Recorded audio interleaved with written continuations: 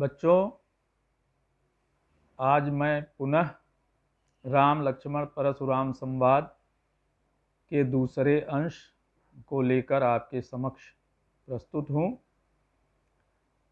मैं पढ़ रहा हूँ, ध्यान से आप सुने। बिहसी लखन बोले मृदु बानी, अहो मुनीस महाभट मानी। पुनि पुनि मोहि दिखाव कुठारू, चहत उड़ावन फूंक पहारू। यहाँ कुम्हड़ बतिया को नाही, जे तर्जनी देखि मर जाहि। देखि कुठार सरासन बाना, मैं कछु कहा सहित अभिमाना।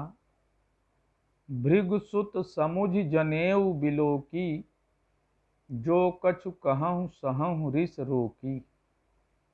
सुर महिसुर हरिजन अरु गाई, हमरे कुल इन पर न सुराई। बंधे पाप अपकीरत हारे, मारत हूँ पापरिय तुम्हारे। कोटि कुलिस सम वचन तुम्हारा, व्यर्थ धरहु धनु बान कुठारा। जो बिलोक अनुचित कहूँ, क्षमहु महामुनि धीर। सुनि सरोस भृगुवंश मनि, बोले गिरा गंभीर। इस तीसरे अंश में जो कठिन शब्द आए हैं वो नीचे दिए गए हैं। हम इसके सीधे सरलार्थ पर चलते हैं। परशुराम की बातें सुनकर, बिहसी माने हंसकर, हंसते हुए लक्ष्मण ने अत्यंत मृदु वाणी, मधुर वाणी में कहा, अहो मुनीस महाभट मानी।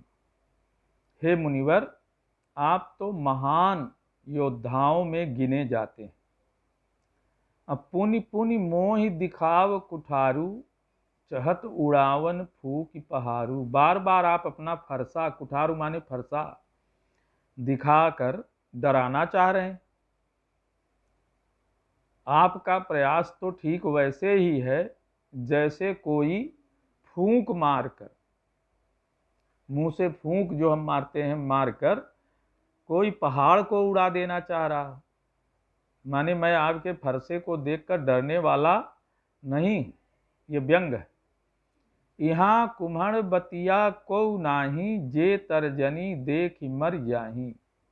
एक लोक प्रचलित मान्यता है कि तर्जनी अंगुली दिखाने से कुम्हड़े की बतिया मुरझा जाती, सूख जाती। तो उसी का उल्लेख यहाँ लक्ष्मण जी कर रहे हैं कि यहाँ कोई कुम्हड़े की बतिया नहीं है जो बार बार आपकी यह तर्जनी अंगुली जो आप दिखा रहे हैं, धमका रहे हैं। धमकाने के लिए तर्जनी अंगुली का प्रयोग किया जाता है, मैं देख लूंगा तुम्हें।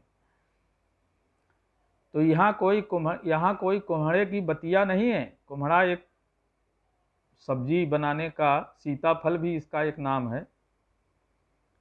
तो यहाँ कोई कुम्हड़े की बतिया नहीं है जो आपकी तर्जनी अंगुली को देखकर मुरझा जाएगा।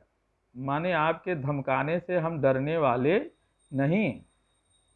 देख कुठार सरासन बाना, मैं कछु कहा सहित अभिमाना। हे मुनिवर, आप हाथ में फरसा लिए हैं, सरासन माने धनुष लिए हैं, तरकस में तीर है।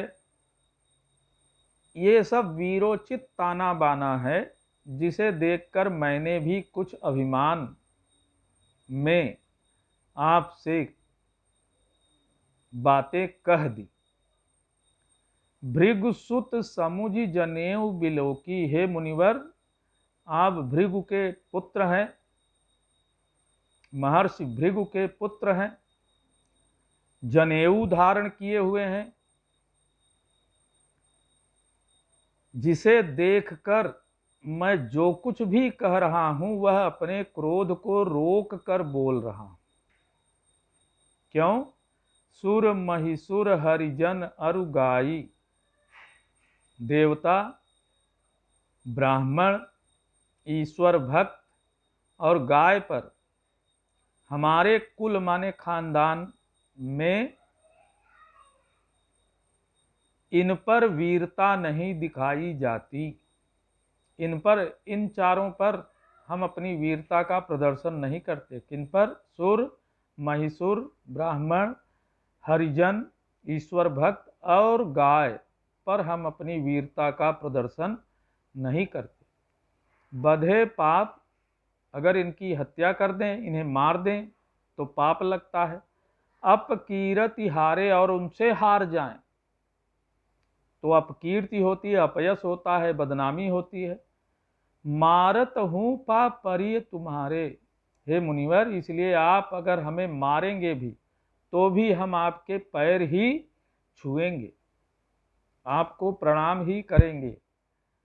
कोटि कुलिस सम वचन तुम्हारा, व्यर्थ धरहु धनु बाण कुठारा। हे मुनिवर, आपकी वाणी ही इतनी कठोर है जो करोड़ों वज्र से भी अधिक है। आपकी वाणी ही करोड़ों वज्र से भी कठोर है। आप तो व्यर्थ ही धनुष बाण धारण किए हुए हैं। बड़ा करारा व्यंग है कि आप जिसको बातों से मार दें वैसे ही मर जाए।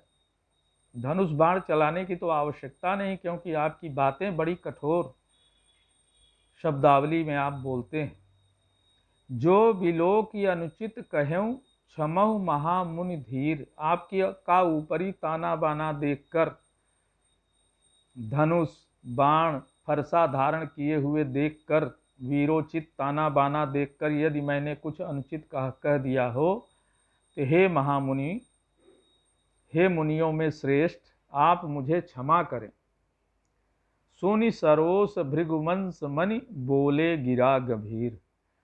लक्ष्मण की ये रोष भरी बातें, गर्भोक्तियों को सुनकर भृगुवंश के मणि स्वरूप परशुराम जी अत्यंत, गिरा माने गंभीर, गिरा माने वाणी, अत्यंत गंभीर वाणी में बोले। काव्य सौंदर्य की दृष्टि से वही बातें हैं। भाषा अवधि है, छंद चौपाई और दोहा है। कोटि कुलिस सम वचन तुम्हारा में उपमा अलंकार है, बाकी अनुप्रास अलंकार की छटा आप देख लेंगे। आज के लिए इतना ही, शेष फिर कभी।